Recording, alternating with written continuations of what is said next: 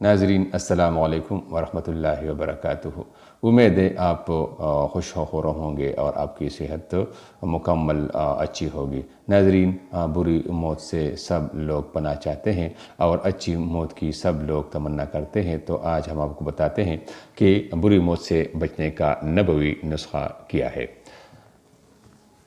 حضرت عثمان رضی اللہ تعالیٰ عنہ کہتے ہیں کہ حضرت حارثہ بن نعمان رضی اللہ تعالیٰ عنہ کی بینائی جا چکی تھی۔ انہوں نے اپنی نماز کی جگہ سے لے کر اپنے کمرے کے دروازے تک ایک ایسی رسی باندھ رکھی تھی، جب دروازے پر کوئی مسکین آتا تو اپنے ٹوکرے میں سے کچھ لیتے اور رسی کو پکڑ کر دروازے تک جاتے اور خود اپنے ہاتھ سے اس مسکین کو دیتے۔ گھر والے ان سے کہتے، آپ کی جگہ ہم جا کر مسکین کو دے آتے ہیں۔ وہ فرماتے تھے کہ میں نے رسول اللہ صلی اللہ علیہ وسلم کو فرماتے ہوئے سنا ہے کہ مسکین کو اپنے ہاتھ سے دینا بری موت سے بچاتا ہے۔